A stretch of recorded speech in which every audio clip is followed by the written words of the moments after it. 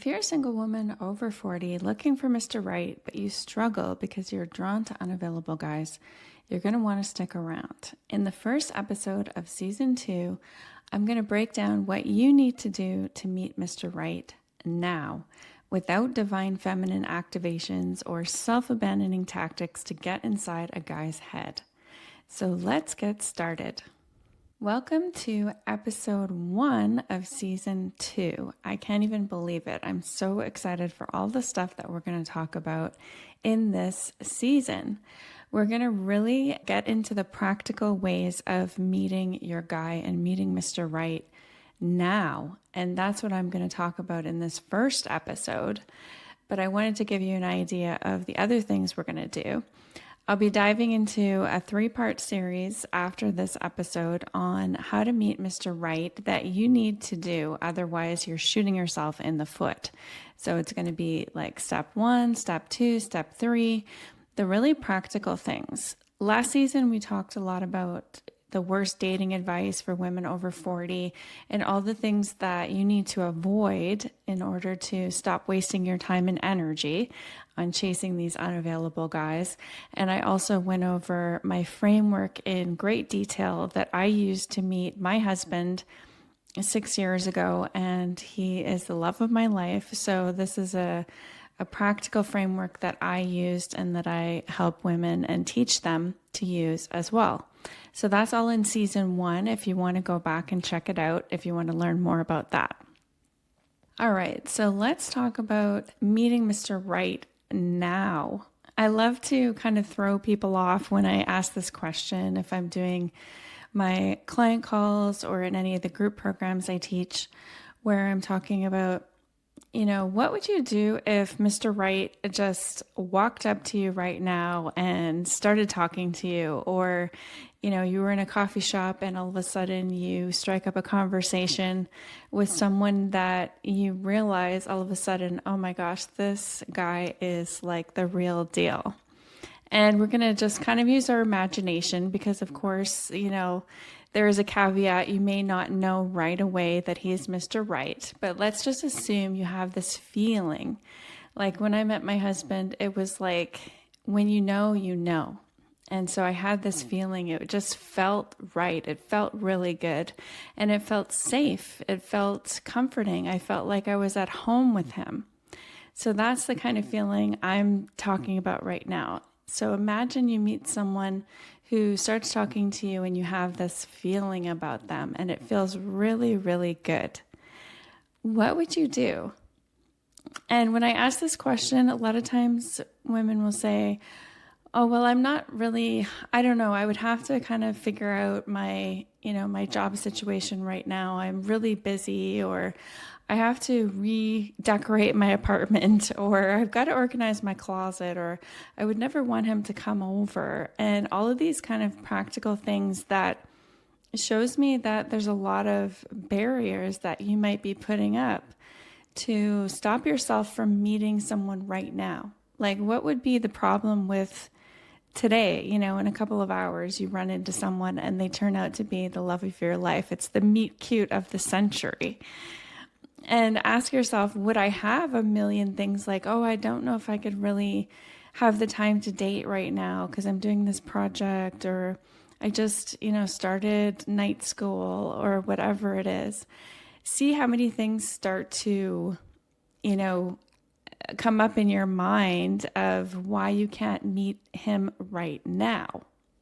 And the reason I ask that is the more we put something into the future, the more we say, well, I'll be ready and I really, really want a relationship.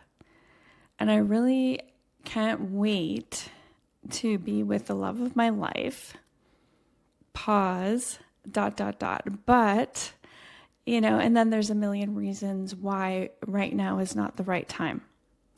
And this is important because we want to be prepared. I'm going to be diving into all kinds of ways to actually get out there and meet someone, despite what other people are saying about online dating, despite, the statistics or whatever it is, how there's twice as many men or as women, all of these things that, we get thrown off by when we're looking for someone.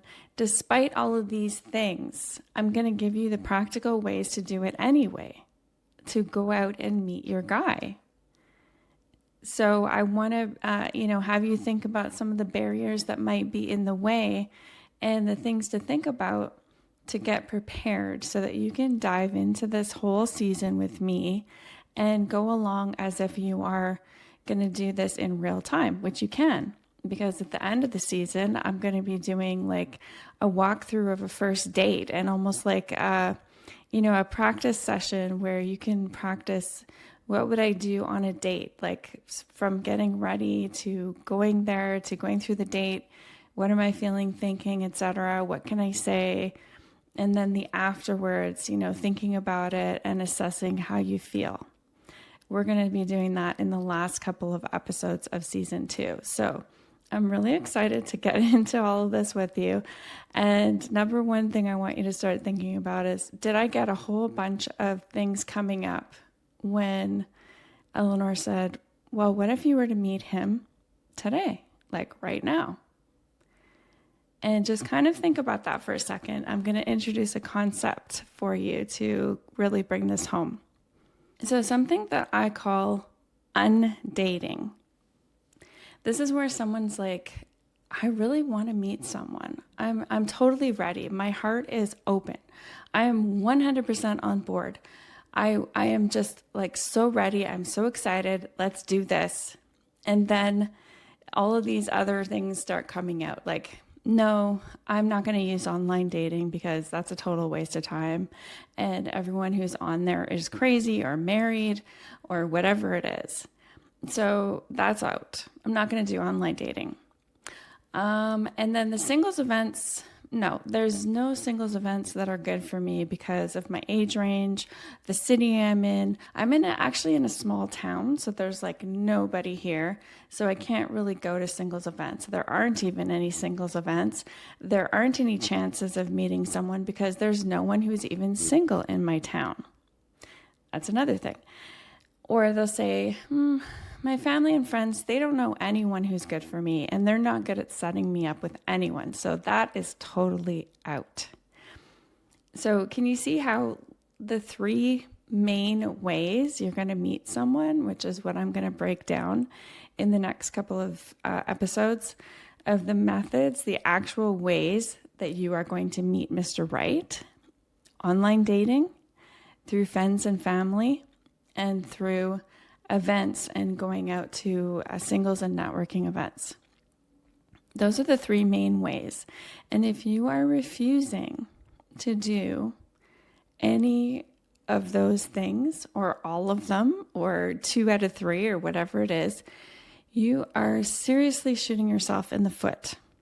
Now, I know a lot of people are going to come at me and say, whatever I said earlier about online dating, like the dating apps, people are crazy, they're married, etc. It's a waste of time. I never meet anyone. Nobody ever messages me. I can't even get to the point where I'm dating someone. If you start off with that kind of, I don't want to say attitude, but that kind of mindset where it's like, no, that's impossible and I don't want to do it, and I get really stressed out. So I'm going to cut out that entire avenue of meeting someone. You can see that you're really pinching off a lot of the opportunities that you're going to have to meet someone. So let's break this down. If you say, I don't want to do online dating, my family and friends are completely hopeless, and they're never going to find anyone for me. They're not good at it. I'm not going to go to any events because there's no one here who's single in my town. Or there's no events, say you're in a bigger city, there's no events that are actually worthwhile because it's all going to be totally the wrong person, the wrong age, etc., whatever it is. Okay, so that is really going to put you at a disadvantage in what I call undating. Because what you're saying is, I'm 100% open, I'm ready. I want to meet my guy right now. If he walked through the door, I would be so happy. I even made a place for him in my room. I have room for him in the closet, his stuff, and all of these things. I'm just ready. I'm 100% ready, and I'm open.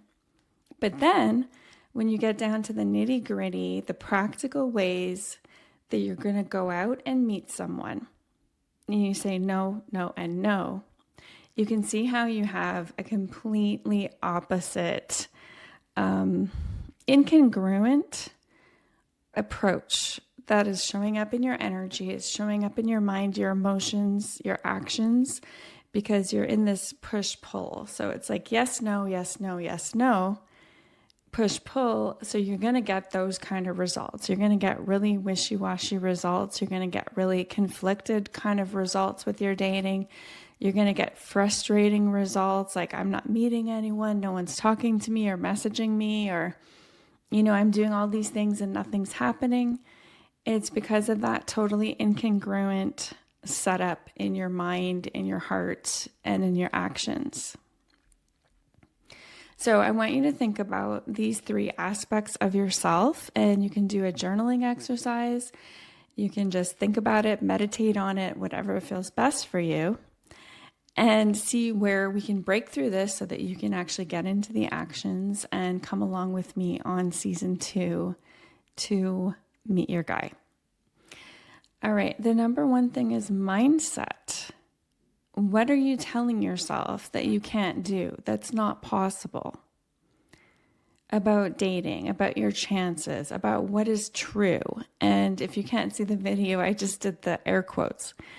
Because this is what your mind is telling you. It's not what's true in terms of the possibilities and all of the things that can happen. I want you to be in the realm of possibilities. I don't want you to be pinching off every kind of opportunity that you can have. So what are you telling yourself? For example, it could be like what I was saying earlier.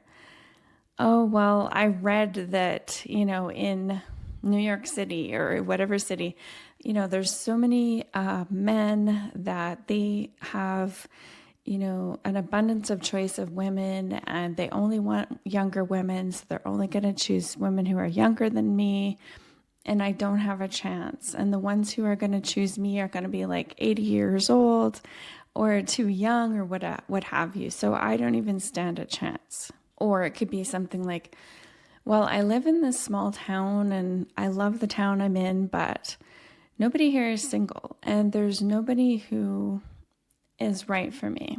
And now with that one, I want you to stretch your imagination and stretch the possibility and just really get into the realm of possibilities. Because, this may sound silly as an example, but if you have ever watched any kind of Hallmark movie or rom-com, there's people moving in and out of those small towns all the time. And that's what the whole plot of those movies is about. It's like someone, comes back after 25 years and they want to settle in or whatever it is. And they meet someone like, oh, he's new in town. So, there's a reason those movies work, because that does happen in real life. And of course, it's not as maybe Disney or magical as it does happen, but it happens. And people are moving around the world at every moment. There's someone right now who's like, I'm going to move to this tiny little town, XYZ, and I can't wait to see, if there's someone who's going to be right for me that I can date or meet. And so when you say my town has no one, you're kind of cutting off any kind of possibility that things can change. Things are changing on a regular basis, minute by minute. So stay open to the possibilities. Now, the opposite of that is to write down or think about all the ways you're cutting off the possibilities in terms of your mindset. So what are you telling yourself? What is your mind telling you? Second part is your emotions. So what am I feeling right now about my chances and my dating prospects and what's available to me? Do I feel disheartened? Do I feel hopeless? Do I feel defeated? Do I feel discouraged? Am I feeling low about myself?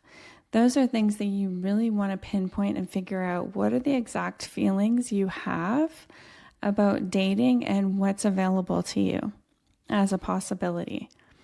We don't want to push these down. We're not going to pretend they don't exist. You have to kind of face them head on and say, okay, I'm actually feeling really discouraged since I turned 40 last year, or I'm turning 45, and I just feel like there's just so little, options out there for me. I don't feel like there's any guys out there for me, and I feel really upset about it and really discouraged, and I don't even really know what's the point of dating.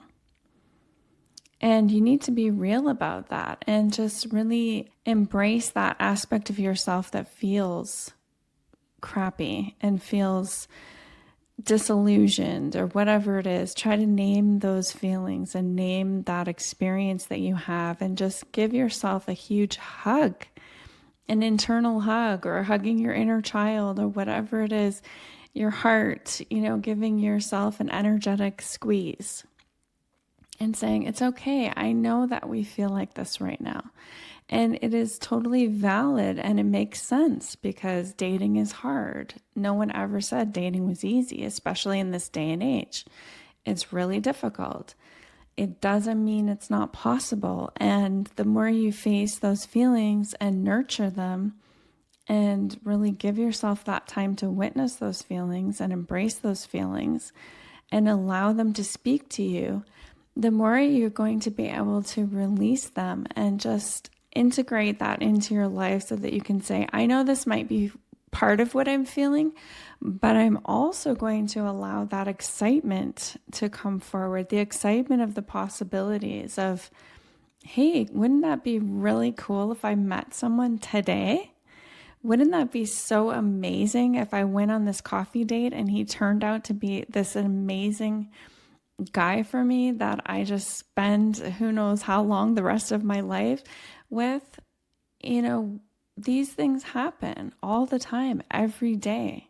There's hundreds of stories. It's just you don't hear about those. You only hear about the negative things, and you only hear about how hard it is and the statistics. And you don't hear all these amazing stories like I've heard of true love and these things happening just so magically.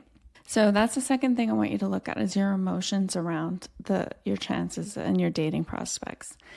And then take stock in an honest way. This is not about judgment. This is about telling yourself, this is where I'm at and what I'm doing, and I'm being totally honest about it right now. What actions have I been taking to sabotage myself?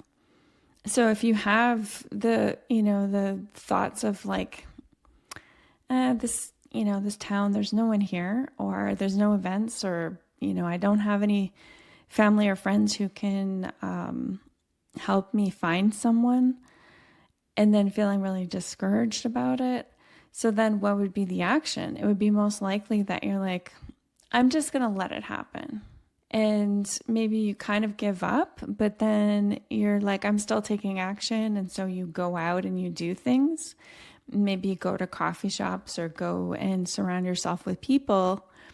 The problem is you're not really doing exactly what you want to be doing. You're not going for it, so to speak. Like if you go to a coffee shop, that's great. And if you go to, a dinner party or some new bookstore, it's wonderful.